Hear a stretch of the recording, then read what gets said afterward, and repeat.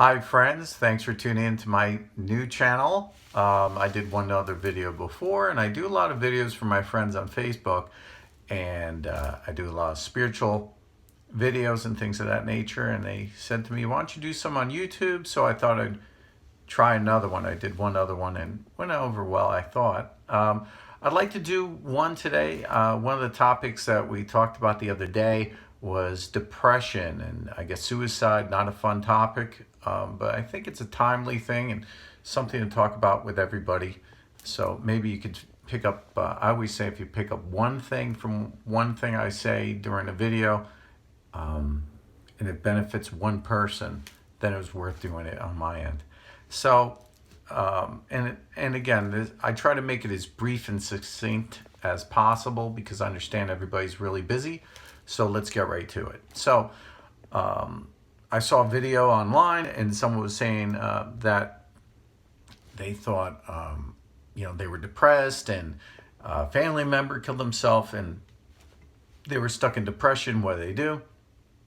And they said they ended up taking some drugs that helped them. And that was the end up be all final cure.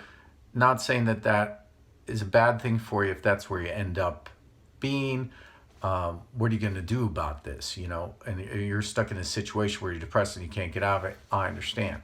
But what I suggest is meditation. And, they did this thing with monks and they tested them out. And the monks who meditated for a long period of time, turns out that they have a higher capacity for joy. So when they gave them something that made them feel joy, and they did these MRIs and they could really do a brain scan and see what their brains are thinking, all of a sudden they're thinking they're actually, their neurons are firing off more in the brain, and they're actually having a larger capacity to feel, a larger capacity to have these kind of emotional responses. So what we're finding out and what they're saying is that actually if you meditate every day, you're going to have a greater capacity for joy, which obviously is the opposite of depression. So what I advocate is, introspection and getting into more alignment with yourself. And one of the things we do, I have on my website, it's Victor Hamsa, HMSA.com. Check it out. I have a meditation. It has my same last name, although I didn't invent it. Hamsa meditation. And what you do is you practice loving forgiveness and you try to center your awareness. And when your awareness starts to peter off and go in a different direction, what you're doing is you're refocusing. Did I say peter off? I think that's a word. You're refocusing your awareness back towards the center and you're forgiving yourself. So the forgiveness is an integral part of this meditation. It's not just meditating, it's actually forgiving yourself when your mind wanders off and centering it back on the meditation at hand. So I was saying that when you meditate, and let's say you're doing it for, just maybe 30 seconds, a day. We have all these gyms in every town. There's a gym, and people say, what gym membership do you go to? And, people talk to me about it all the time. Oh, do you go to gym? I see you look fit. But nobody ever talks about your mind gym. What are you doing to exercise your mind every day? Are you doing crossword puzzles? Are you meditating? We have these gyms out there in the world for our bodies, but no one's focusing on your minds. And then all of a sudden, we're getting all these suicides, and people are wondering what's going on. So I advocate, meditating, and check out my website and check out the meditation, and try it out for yourself. And like I said, when some people come to me and they see I'm a spiritual guy and they ask me for advice, and they say, gee, I want to do what you do, I want to follow you, I want to listen to you and do what you're saying. And first thing I'll tell them is start meditating. And then a week goes by and they follow up with me. I follow up with them, and sometimes I don't hear back, and then they fall off a lot of times. And I said, well, are you meditating? I said, yeah, I got up to 25 minutes. I'm like, no, you didn't. You didn't do 25 minutes the first shot. I'm just trying to tell you, do like a minute to start, half a minute. forgive yourself. And the next day, try to get to, full 60 seconds, and then maybe 90 seconds. And then, you keep trying every day and building up that willpower. And willpower is the name of the game, right? So you're building up that willpower, you're building up that awareness, so you can actually, meditate and be more positive and be more positive in your life.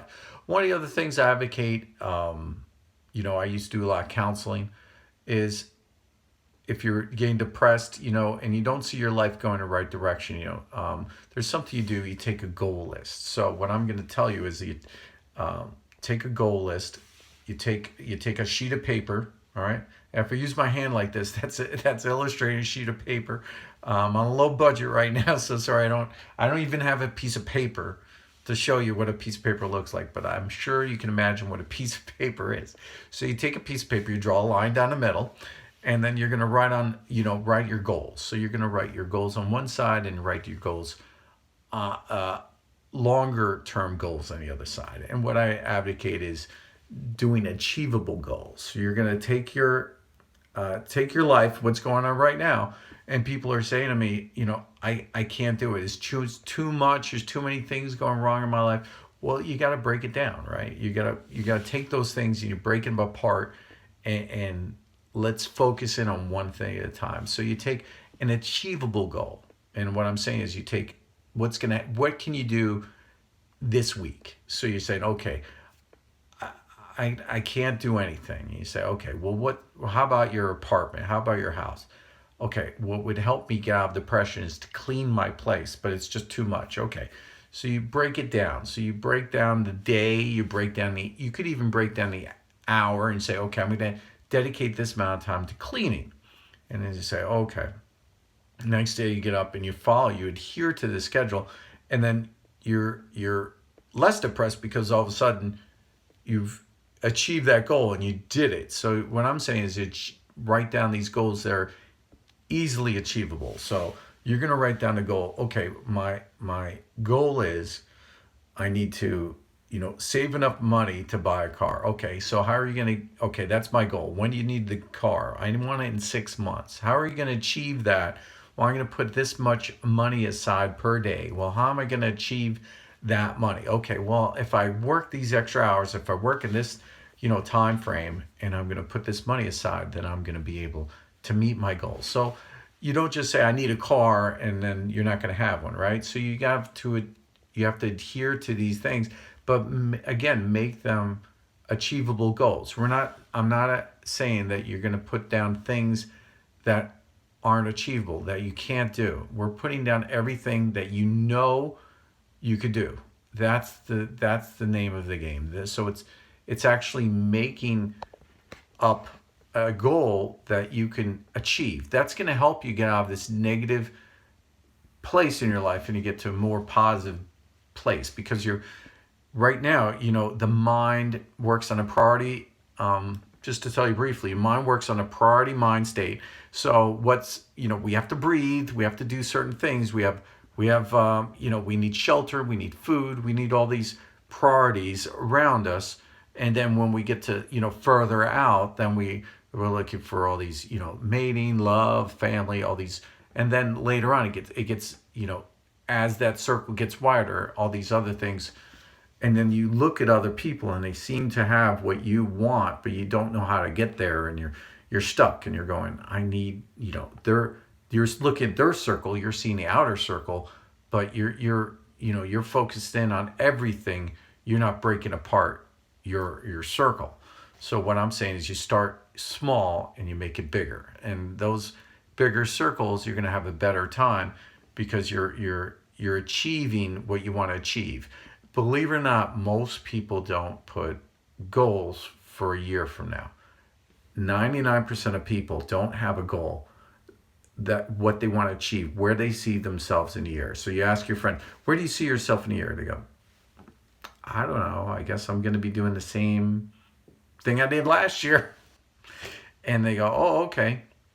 And then I have friends that, for instance, I have a friend that says, I'm depressed. I get depressed a lot, so I'm taking Xanax.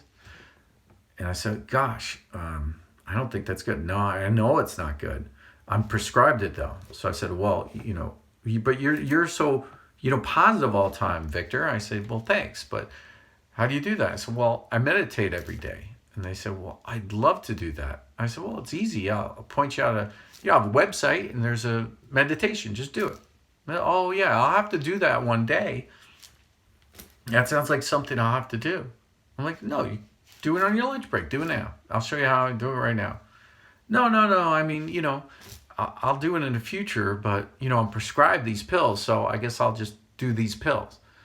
So the pill, right? So these are actual conversations that I have, and if you're out there in the world, you're having the same conversations. Hopefully, you're not on the end. You're the one taking the Xanax, but people are doing these. We're overprescribed everything. Everybody's taking these pills. Everybody's having overdoses.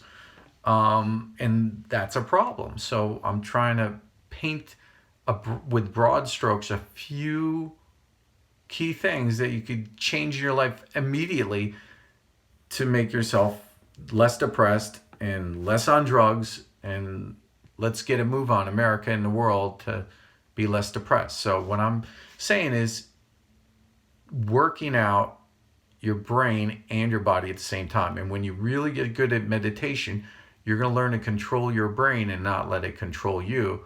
We'll get more into that maybe in another video. But I know your time is precious, and I really want to thank you for tuning in. I try to say a lot of things real quickly. Hopefully you get something again out of this. Check out more videos to follow. I'm interested in helping you reach your full potential, and I get off on it. I love helping people to reach your full potential. I always say, I want you to be the best you that you can be. I know it sounds corny, but if everybody was the best you that they can be, this place would be a much better place, wouldn't it? Right? And that's what everybody wants. That's what I want. That's what you want. And then we're out in the world and we're meeting each other, and you're meeting other people, and everybody's being the best them that they are. We're gonna have a really good time, right?